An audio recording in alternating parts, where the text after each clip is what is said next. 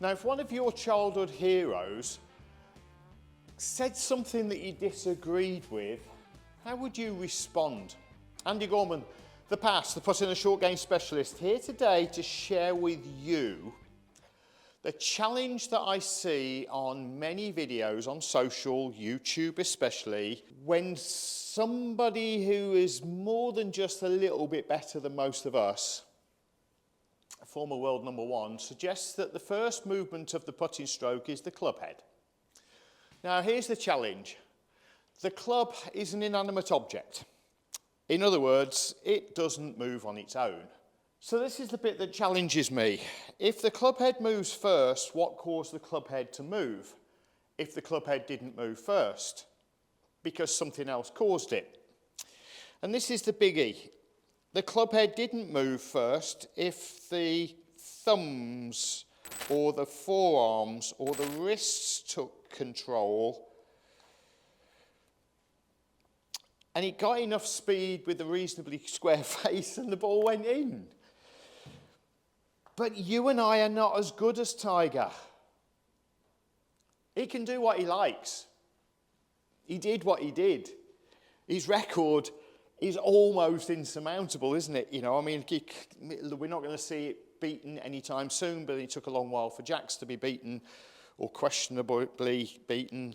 You know, look, who's the GOAT? It doesn't really matter, does it? They're both absolutely brilliant. But would you want to be doing that like Jack Nicklaus or, you know, sort of this like Tiger on the purest of surface we've got to put on now? And the answer is we don't need to.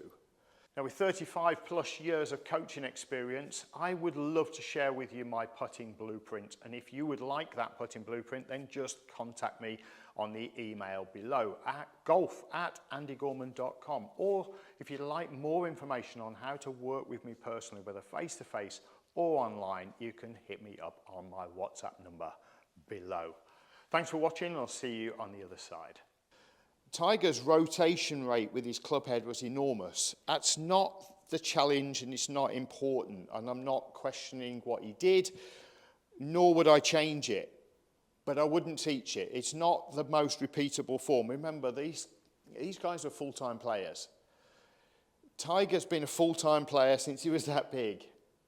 Most of us are not going to be full-time golfers. And if we are, we're just going to need to find a way that's going to repeat this stroke, this method more often. So what actually does move? Well, what moves first is the motion of the chest. If you're going to throw a ball, you're going to move your chest first, even though you visibly will see the arm move. You've got to move the chest. Otherwise, it becomes a flick of the wrist, elbow, and, you know, a bit of a jutter with the shoulder. You've got to move. If you're going to throw smoothly, if you're going to move the putter smoothly, you are going to move the shoulder. Now, your shoulder can't move up in order to get the rotation going from the sternum. The sternum's got to move to the right if you're a right-handed golfer, and it's that movement to the right and then as a consequence to the left that keeps the handle moving, which keeps the club face rotation minimal, but keeps the putter head moving through the ball. But it's the handle's got to move through the ball. Otherwise, what will happen is the tendency will be to stop the handle from moving forward. You'll lose momentum. To stop the handle moving forward, you'll also close the club face. We all will struggle pulling putts, including the pass. So when I'm struggling pulling putts, my emphasis of thought has to be to keep the handle moving through the ball because there's something stopping that. And what stops that is the motion of the chest. So if I don't make enough movement with the right shoulder going back, the trail shoulder, if you will, then my movement through the ball will be compromised, and as a result, so will the club head. Your job is not to hit the ball. Your job is to swing the handle, which is the bit you're in control of, and swing it smoothly so it produces minimal error down here on the club head end. Then you're going to hit golf balls more consistently towards the target. Then you're going to start to control your speeds. Then you can choose your aim more specifically. It's a self-perpetuating circle of success, if you will. But we've got to be smooth in the movement. Right shoulder moves back. When the right shoulder moves back, the sternum moves back. If the sternum moves back, the sternum can move forward. He's got something to move with. Motion at this speed is absolutely essential. Any other speed, 100 mile an hour with that driver, motions are given.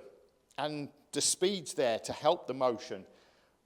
And, well, look, the easiest club, for me the argument would be the easiest club to swing is the driver, the hardest one to control is the driver, you know, in terms of disbursement. But the easiest club to swing is the driver, because once it's moving, it's swinging itself.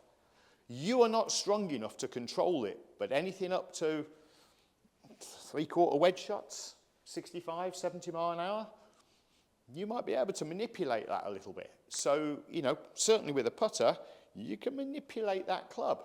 What we've got to do is focus on the bit that controls any manipulation that might happen. And as a consequence of that, the handle keeps moving and the club head stays neutral. So let's focus on moving the sternum by using the trail shoulder. And then as we move through the ball, keep the shoulder moving, keep the sternum moving, keep the face square, and collect another putt from the hole. Andy Gorman-ThePASS, the putting and short game specialist, helping you understand what triggers the putting stroke. It's not what you think the best players are doing. See you next time.